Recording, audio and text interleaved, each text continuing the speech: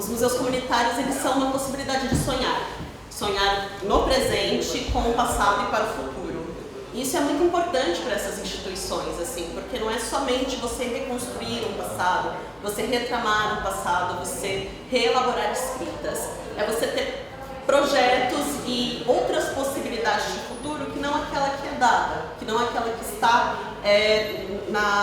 naquele momento para aquela comunidade, é o ir além. Você pode passar para mim, por favor? É que a Sandra saiu, fiquei meio refém.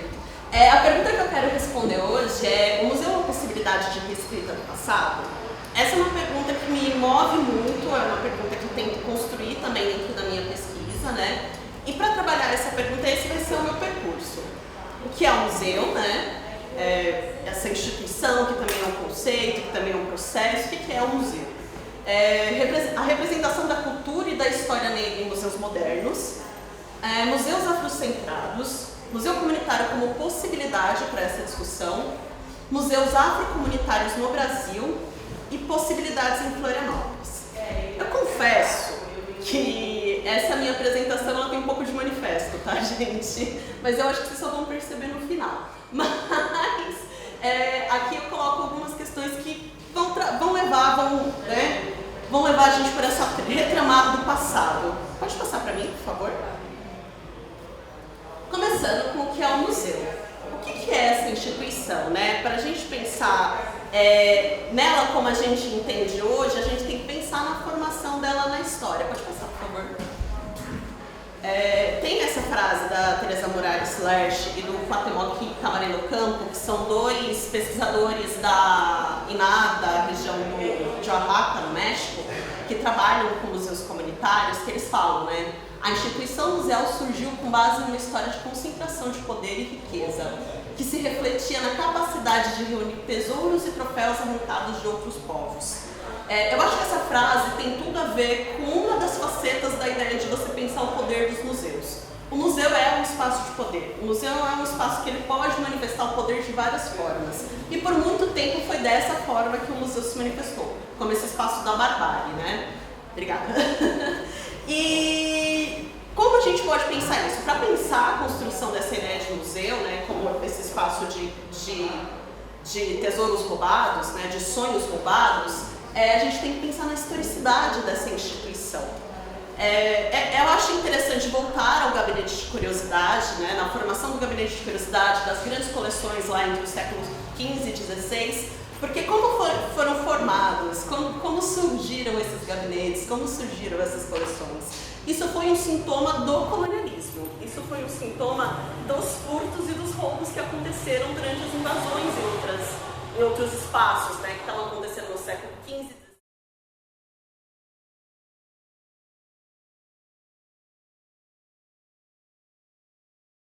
O que guardava esses gabinetes? Eles traziam o que era exótico, o que era raro, o que era luxuoso, o que era singular, o que era antigo, o que era monumental. Então, tudo que pudesse ser colocado na coisa do olha que engraçadinho, olha que interessante, ia para essa parte. Isso poderia ter exemplares da fauna, exemplares da flora, inclusive pessoas, né? A gente teve os museus zoo-humanos, né, que tinham essas exposições de pessoas que eram retiradas tanto do continente africano quanto do continente americano para serem expostas, né? E depois, mais tarde, da Oceania também. Esses museus, eles vão ser criados, então, no século XVIII, meio que numa toada desses gabinetes de curiosidade que levavam muito a sério essa ideia da desumanização do outro. Se o negro e o indígena e todas as outras manifestações culturais, elas não são racionais, elas não estão perto da razão, então por que elas têm que ser representadas dentro de um museu moderno, dentro de um lugar de saber, né? Essa formação, então, de uma ideia de museu, que também vai ser fundamentada pela construção de identidades nacionais, pela construção dos estados nacionais no século XVIII, ela vai criar também um roteiro de como ser museu. Para ser museu, eu tenho que ter isso. Para ser museu, eu tenho que trabalhar com a ideia de cultura universal, de cultura nacional. E o que cabe dentro dessa cultura vai estar muito bem delimitado. Qual é o passado? Quais são as pessoas que fazem parte desse passado para que esse museu tenha cara de museu? Pode passar, por favor? E é isso que eu chamo de roteiro de museu moderno. conceito que eu uso bastante na minha tese, que é essa repetição, que tanto que se repete que vira verdade. Então, tanto que se repete que está no museu, que o universal é o que a cultura ocidental fala, que o universal é o que está no Museu Britânico, que está no Museu do Louvre, que isso é a cultura universal, que isso vira verdade. São as verdades que o Sérgio estava falando também, parece que a gente estava em sintonia, não sei o que aconteceu. Então, essas verdades elas vão criar então, um limite para o passado, um limite sobre como contar esse passado e quem vai fazer parte desse passado. Populações que são desumanizadas, que são excluídas porque não cabe a pluriversidade nesse universal, elas podem até estar representadas, mas elas sempre vão estar num passado remoto, num passado que já foi encerrado. Então, olha só como aquelas pessoas viviam, olha só como eram as pessoas escravizadas, olha só como era essa cultura. Então, é tudo como se fosse uma coisa que não existe mais, é uma coisa muito encerrada, né? Um passado encerrado. Mas a gente tem que pensar também, quando a gente está falando de passado, que esse passado está se produzindo num presente, ele está respondendo às necessidades do presente. Não há um passado puro, não há um passado verdadeiro no museu. Aquilo tudo é uma representação, é uma resposta a uma pergunta. E dependendo de quem faz a pergunta, vai ter uma resposta ou vai ter outra, né?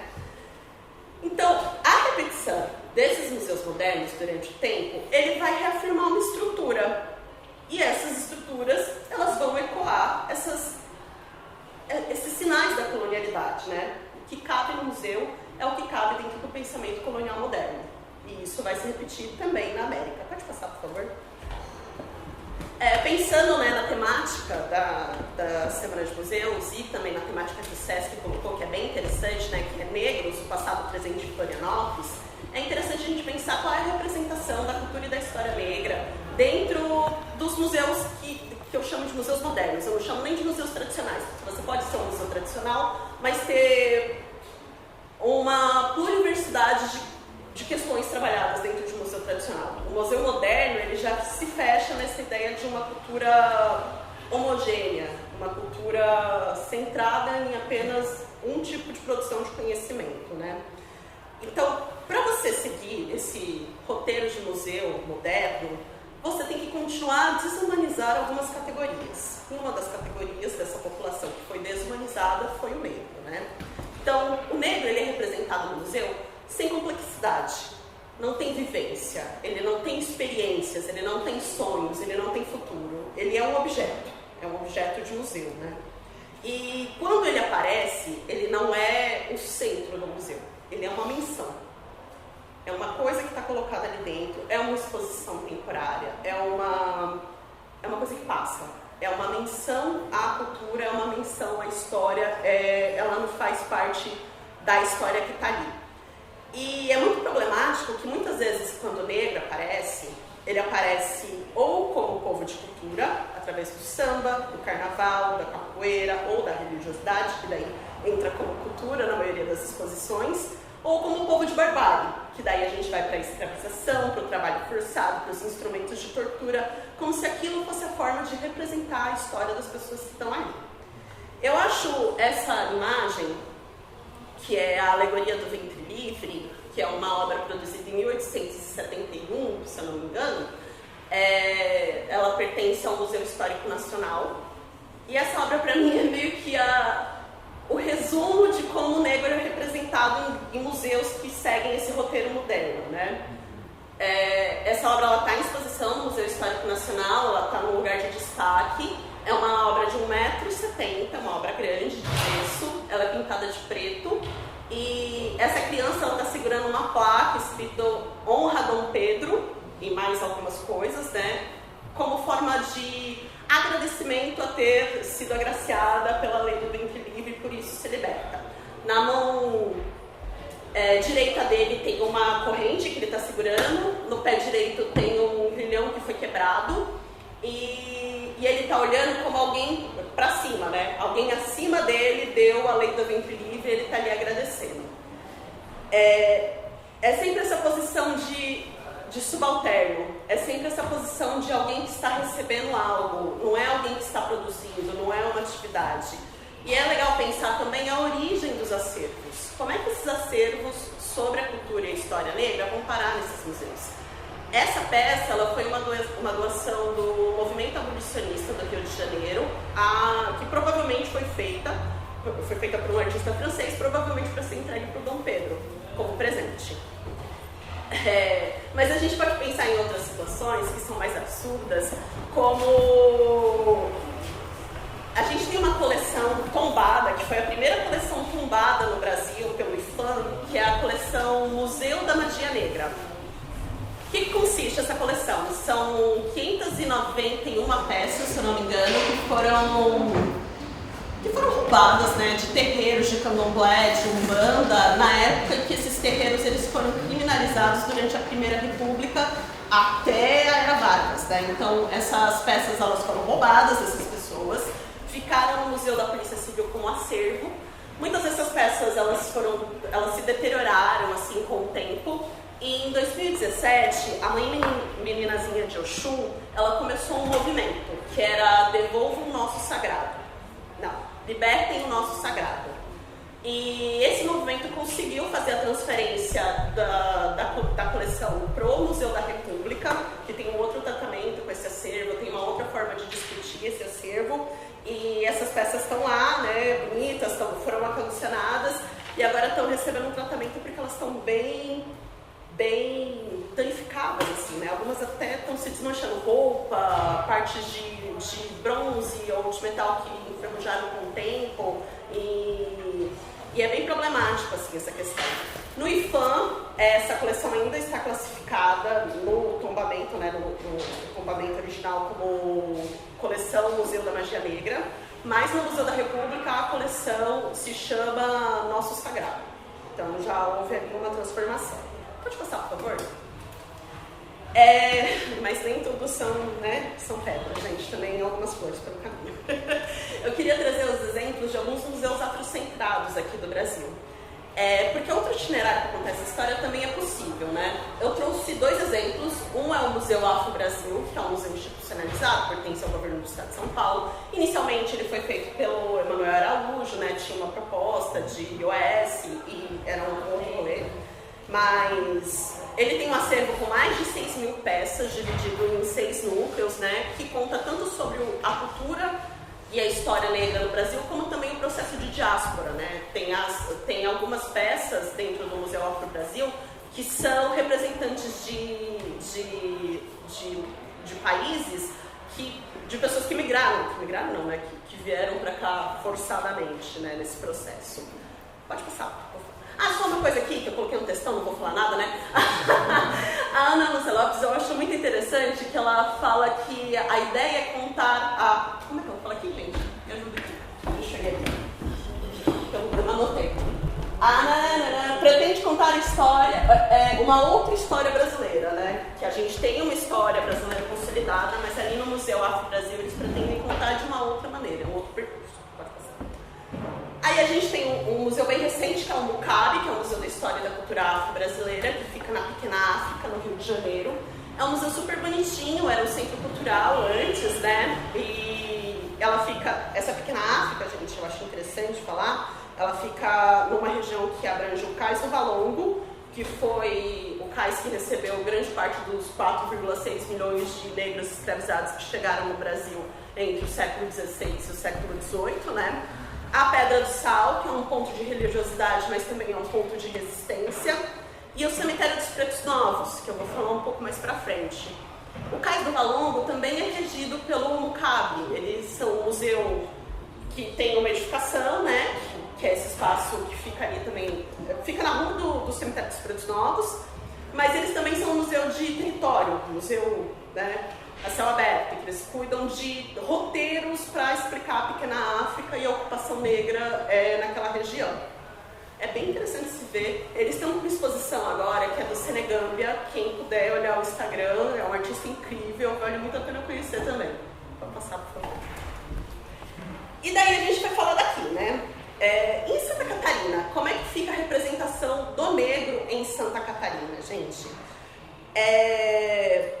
A construção de identidades aqui nesse estado, ela é um processo longo, né? É um processo contínuo. Sempre estamos construindo propostas de identidades usando a memória como ferramenta, né? Fala, olha, porque lá no passado os açorianos chegaram aqui, não sei o quê. Não, porque lá no passado os alemães chegaram aqui, né? Então sempre tem essa coisa do lá no passado, né?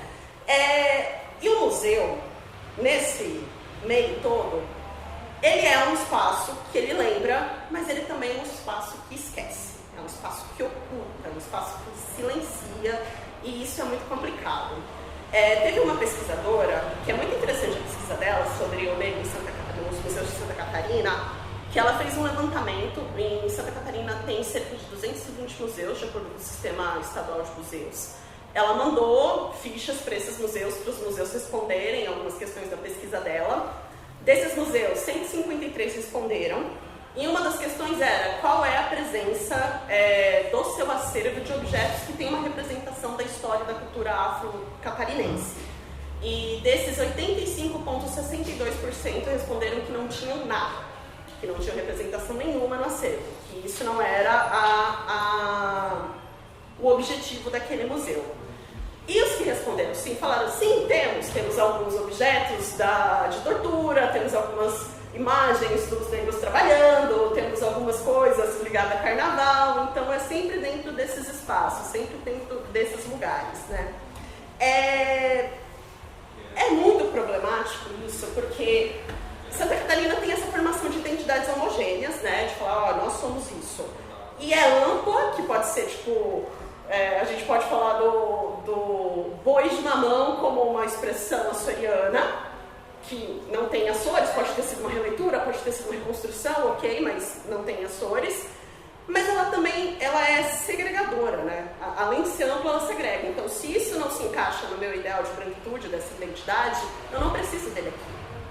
Eu vou trabalhar com a farinha de mandioca, mas eu não preciso falar que um indígena me ensinou a fazer o trato da mandioca. Eu vou trabalhar com algumas questões da cultura negra, mas eu não preciso falar que eu aprendi aqui. Eu posso falar que foi outra coisa, né, gente? E aí a gente vai... esses museus, eles vão colaborando com o esquecimento, com a anulação e com a negação, seja total ou parcial, de uma parcela muito importante da população. É uma parcela, gente, que se você for pensar O Fernando Henrique Cardoso, ele fez uma pesquisa que no século XVIII, em Santa Catarina, 20% da população estava escravizada. Ele não fala se é negro ou se é branco, né? 20% da população era escravizada, né? Mas bem sabemos que tem a marca da cor aí. E a gente não tem essa história, a gente não tem um espaço de cultura dedicado a essa história. A gente não tem um espaço de memória dedicado a essa história. A gente tem alguns movimentos. A Feira Preta é um movimento muito importante aqui em Florianópolis, né? De resistência e de continuidade, mas institucionalizado, a gente não tem um espaço de memória em Santa Catarina. Pode passar, por favor. Gente, o museu, ele é uma interpretação da vida no tempo. E ele responde ele responde ao que o presente está pedindo. O museu comunitário, ele surge após uma grande transformação no meio museológico. Eu não vou entrar para questionar e nem para discutir agora, porque senão a gente não vai conseguir terminar a palestra, mas é bem interessante de se falar. Ele surge como uma possibilidade. Se o Estado, se a elite, se as coleções privadas não estão dando tudo o que merecemos, porque nós não podemos ousar falar, ousar narrar, ousar criar uma narrativa em primeira pessoa. A ideia da museologia comunitária é você criar uma gestão colaborativa da memória, uma gestão participativa, em que os grupos daquela comunidade possam construir em conjunto. Então eles vão lá, sentam numa curadoria participativa, sentam numa discussão coletiva para definir o que vai ter dentro daquele espaço de memória que converse com aquela pessoa. Pode passar, por favor. Eu trouxe alguns exemplos de museus que são considerados museus afrocomunitários. Essa é uma definição que a Suzy Santos usa na tese dela e que eu acho bem interessante. São museus que estão centrados dentro da questão negra, mas que trazem também essa ideia do comunitário, né? Não é uma instituição, é a comunidade que está fazendo. Um deles é o Moquifo, Museu de Quilombos e Favelas Urbanos, que fica no Morro do Papagaio, em Belo Horizonte, cidade da Betânia. E é um museu bem interessante, gente. Primeiro, porque ele foi construído nessa ideia coletiva. O curador é um padre que mora na comunidade desde a década de 80, então ele tem ali uma relação muito forte com a comunidade. E ele fala que aquele espaço é a história dos favelados e dos negros que não é contado em nenhum outro museu da região. O Morro do Papagaio é um conglomerado de favelas que foi se juntando e se tornou um grande bairro ali, né? O núcleo da exposição ele é feito a partir da colaboração, da curadoria comunitária, né? E isso também traz uma questão muito interessante, tipo, como escolher um objeto de museu. O que é um objeto de museu? O que é um objeto que pode ser musealizado? Um brinquedo de uma criança do Morro do Papagaio pode se tornar um objeto de museu? Um instrumento de devoção, um terço, pode se tornar um objeto de museu? E eles vão dando significados e vão construindo coletivamente esses significados nessas instituições que trabalham com essa curadoria colaborativa, com essa curadoria comunitária. É muito interessante dos núcleos dessa exposição, que é meio que um relicário da desigualdade social. Assim. É bem interessante, que são empregadas domésticas do bairro. Eles pegaram algumas doações que os patrões e as patroas deles fizeram e colocaram no museu para representar o que é, né, essa desigualdade mesmo, o que é essa diferença. É um museu bem interessante, vale a pena de conhecer. Pode passar, por favor. Ele é físico, sim? Ele é físico. Todos os que eu vou apresentar são físicos. Tem museus virtuais também, mas os que eu vou apresentar hoje é físico. A gente tem o Museu Memorial dos Pretos Novos, que é um museu muito doloroso, não tem outra palavra para definir esse museu. Ele foi um museu que ele nasceu de uma emergência. A família que morava, que é a família do Guimarães dos Anjos, eles foram fazer uma reforma na casa, em 1996, e foram fazer a fundação, né, para fazer a reforma, e nesse processo de refazer a fundação, eles acharam alguns restos mortais. Não sabendo o que era, entraram em contato com, né, os órgãos competentes e tudo mais, e daí se descobriu que aqueles restos mortais que eles acharam ali naquele momento era só o começo, né? E foram fazendo pesquisas, criaram alguns convênios com algumas universidades da região, e daí se descobriu que aonde eles moravam, na verdade, era um antigo cemitério de Pretos Novos, que é um cemitério que funcionou de 1769 até 1830. O Museu Memorial dos Pretos Novos ele fica do lado do Cais do Valongo, que era onde chegavam os negros que seriam escravizados, né? Os Pretos Novos eram esses negros que chegavam, que ainda não sabiam falar português, que ainda não tinham sido socializados, né? Não é uma palavra legal, mas é a palavra que cabe aqui, que é horrível. E quando eles aprendiam a falar português e aprendiam um trato social, eles se tornavam pretos ladinos. Antes de se tornar pretos ladinos, eles eram pretos novos. E os pretos que não resistiam, eles acabavam no cemitério dos Pretos Novos. Ou que chegavam muito adoecidos, ou que morriam no caminho. E é um museu que eu gosto muito e que eu acho muito importante, mas é que eu não gosto de visitar, porque é agonizante, gente. É uma coisa que dá muita agonia, porque você vai descobrindo que nesses vestígios arqueológicos, quando eles foram fazendo as pesquisas dessas camadas, eles começaram a achar também restos de comida, restos de utensílios domésticos, caco de vidro, várias coisas que se misturavam, porque esse preto novo ele era considerado tão objeto que tudo bem você transformar o cemitério deles em um grande lixão.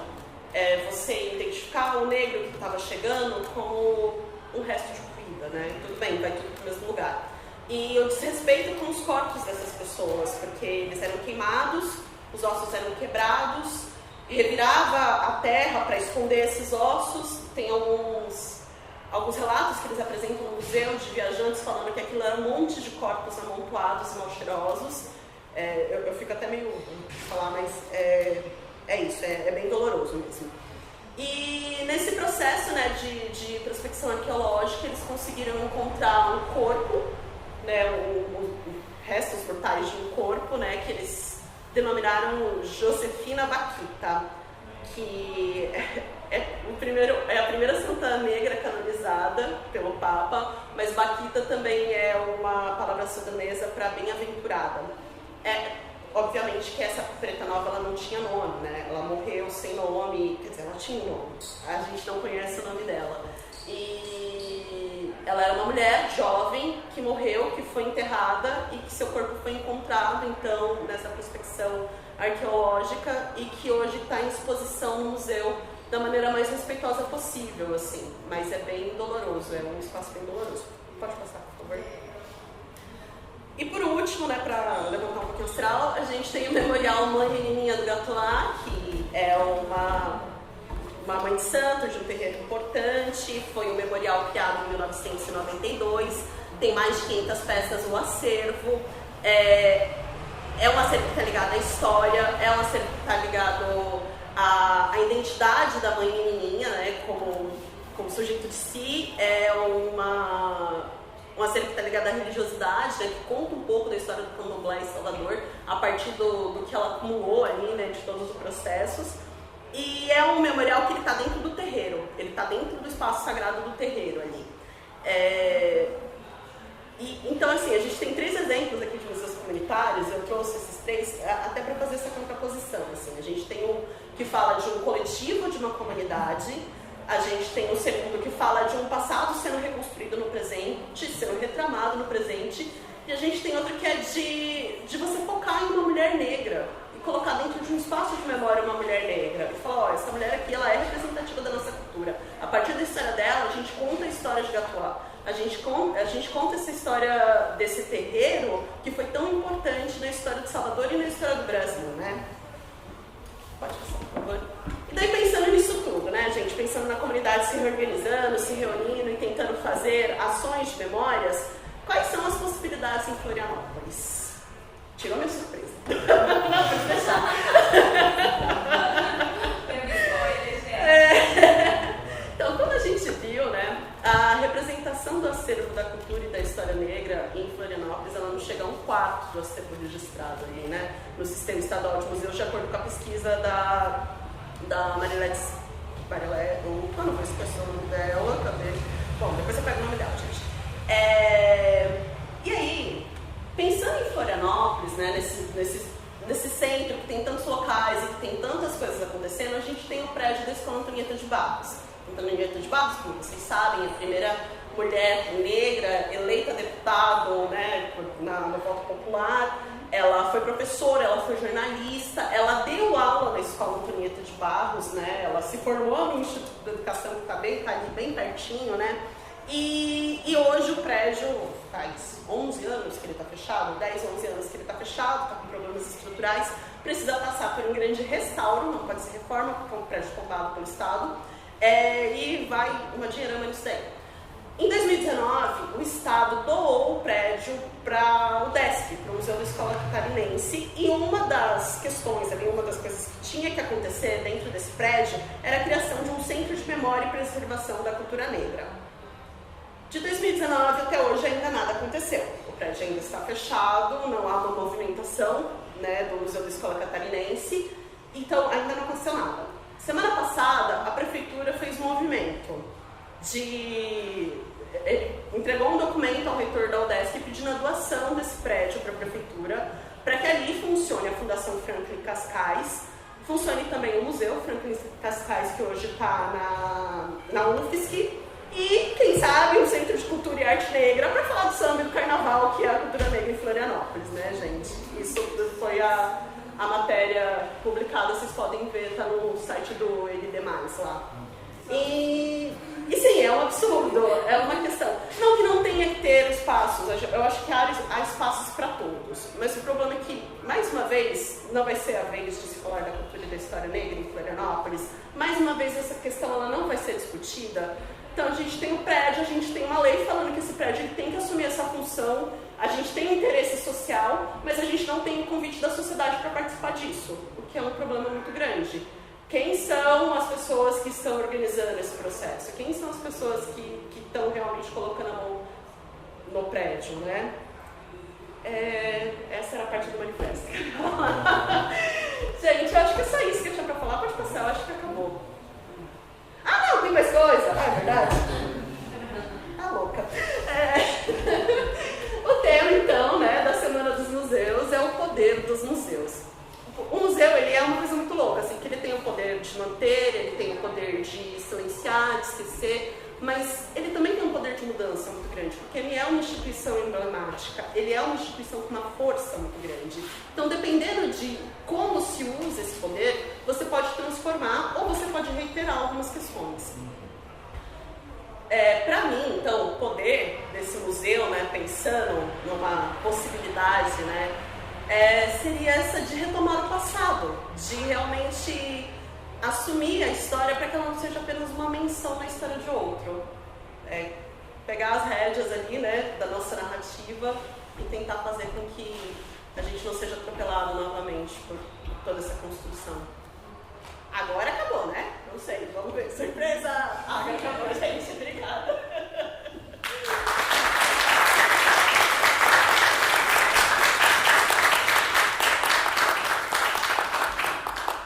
E dá tempo para questões? Eu não sei. 5h40. Temos tempo.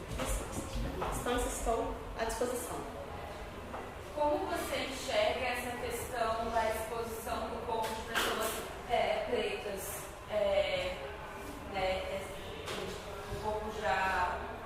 Um pouco já foi violado, né? E, por exemplo, a gente tem aqui o Cruz de Souza, né? E aí, não sei, eu me pego pensando nessa problemática, assim, porque não sei até onde é respeitoso essa exibição, né? E até onde isso fala mais sobre o poder colonizador, e aonde isso fala realmente sobre a história daquela pessoa, dos seus descendentes e antepassados. Então eu acho, e aí é uma opinião minha, que essa questão do corpo como objeto, que é uma objetificação do corpo, né? A gente é desumanizado todo o tempo, enquanto estamos vivos, quando morremos, quando o que resta de nós está servindo como um objeto também, né? E é uma questão muito complicada, porque apesar de haver uma narrativa da construção da homenagem, do respeito, eu não sei até onde isso vai, para além do que isso vai, né? Porque a gente tem homenagem, a gente tem respeito, mas até onde e para onde isso vai? E é isso que falta, assim, se restos mortais é muito complicado, gente, eu acho muito complicado, porque a pessoa não está ali para escolher, né? Ela não pode decidir. E isso é o que eu acho, não sei, eu não consigo te responder, é muito complicado. Porque teve aquele caso da Sarah Bachman, né? Que ela foi exposta em vida nesses ciclos de horrores, né? Nesse momento de criação mesmo de ideias de museu, né? E anos depois o corpo dela continuou sendo exibido, e até que teve todo aquele processo para a devolução da etnia dela, para ela pudesse fazer realmente a passagem do jeito que... Esse é o mais extremo, né? Quer dizer, a gente tem várias questões, né? Mas essa é uma questão muito extrema mesmo, porque ela foi violentada durante toda a vida. E não era uma ideia de homenagem, né? Era uma ideia realmente de exposição do objeto. Mas é muito complicado, não sei te responder. Realmente não consigo, vou ter que pensar um pouquinho melhor nisso. Eu queria perguntar para você, tipo, na sua concepção, né, quando esses museus comunitários, né, que criam uma narrativa que você falou, né, para se reconhecer na própria exposição, né, e criar, entender, tipo, se você entende que realmente o museu pode ser pelo que você apresentou, né, mas eu faço novamente essa pergunta, se o museu pode ser esse lugar de reconhecimento e reconciliamento com o passado. Talvez, acho que seja essa a intenção, pelo menos a gente como historiador, a gente tenta sempre tentar escrever e fazer essa reconciliação com o passado, né? Tentar se encontrar nesse passado. O museu tem essa potencialidade, você enxerga isso nos museus? Só tem que lembrar, assim, eu colocaria uma forma de uma pergunta também, assim, é possível reconciliação? Também. Aí, completando, para quem vale essa reconciliação com o passado? A quem serve essa reconciliação? Aí eu vou dividir em duas visões, então. Pensando em um museu institucional e pensando em um museu comunitário. Se é possível essa reconciliação com o passado, eu acho muito difícil, porque mesmo no museu comunitário, você não consegue ter uma... Não é neutralidade, porque neutralidade não é a palavra, mas um consenso das versões que são atribuídas naquele espaço. Então, sempre vai ter algum grupo ou alguma manifestação ali que não vai conseguir ser representada naquele espaço. Porque comunidade, ela não abrange tudo, né, gente? Comunidade é um termo meio guarda-chuva, mas ela pode ser construída de diferentes formas. E nem todo o processo comunitário é um processo democrático e, né, que vai abraçar todo mundo. Então eu acho muito difícil essa parte de você ter uma reconciliação com o passado. Eu gosto muito de usar a palavra reinvenção do passado. Eu acho que é o que cabe mais com o que esses museus comunitários estão fazendo, porque em alguns espaços, como o Museu da Maré, que eu trabalho, o passado foi tão relegado ao esquecimento que você, às vezes, você não tem um passado escrito, você não tem um passado documentado. O que você tem são as performances de memória ali, né? Que vai no corpo, que vai nas expressões que aquelas pessoas trazem. Nos contos, nas lendas, nas músicas, em várias versões de possibilidades de histórias que estão ali, que vão se reinventando. Mas reconciliação mesmo eu acho muito complicado, porque não tem como você realmente conciliar tantas possibilidades de passado dentro de um museu. O museu ele não consegue ser esse pluriverso tão grande. Mas ele é uma possibilidade de você pelo menos reabrir o passado para se discutir. Já os museus, pensando tradicional, né, o museu institucionalizado, eu tenho percebido que cada vez mais a gente tem uma manifestação de reconfiguração de algumas narrativas, né? A gente tem alguns museus que estão se abrindo, que estão se discutindo, que estão pensando comunitariamente. O trabalho da Letícia no Rio Grande do Sul, com o Museu de Rio de Castilhos, agora ela saiu, ela foi para a universidade, mas é um trabalho muito significativo dessa questão de você trazer outras vozes e outras possibilidades de se contar a história para tentar ter uma história pelo menos plural e não uma história universal e homogênea, né, e segregadora e única. Que esse eu acho que é o calcanhar de Aquiles dos museus, né, de se dizer verdade, de se dizer história. Não é só. Não sei se eu respondi. Nessa linha teria uma discussão assim, teórica e prática de antirracismo, de uma prática antirracista na museologia? Há um coletivo de museologia quilombola que está trabalhando com práticas antirracistas. Eu não estudo eles, mas eles têm feito várias formações e várias discussões. É bem interessante de se acompanhar. Mas não é porque você é um museu comunitário que você é antirracista. Isso não está ligado também, gente. Você pode ser Gente, o racismo é uma questão estrutural, né? Não tem como você tirar de uma instituição algumas questões que estão ali há séculos.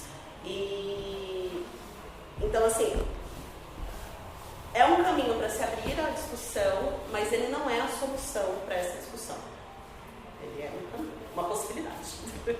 Você consegue ver alguma possibilidade de reação da comunidade de Florianópolis a quem interessa realmente a memória e a preservação da escola da Antonieta de Barros? Você consegue ver alguma alternativa do que, por onde caminhar para garantir esse espaço? Eu acho que... Porque ele está na mão, eu fico também constrangido de falar isso, mas ele está na mão de brancos. Não tem preto ali, sabe? Então, quem vai garantir isso? Porque o museu escola, ele foi reformado, ele está pintado, ele está arrumado, ele tem uma direção, ele tem um acontecimento. E a casa do lado está esquecida. Então, a quem interessa essa casa? Né? Como o Museu da Memória Negra em Santa Catarina. Porque o que eu fico indignada, eu fico achando assim de uma hipocrisia tão grande, tipo assim, estampar o Cruz de Souza ali no prédio, estampar a Antonieta de Barros lá no outro prédio, é muito bonito, mas assim, tem um monte de gente, por que não tem uma poesia dele escrita ali, pelo menos para quem não conhece, porque tem muita gente que não conhece. Escrita dentro saber do que museu. pelo menos é um poeta, entendeu? Então assim, as ações são muito, tipo, parente para inglês ver, sabe?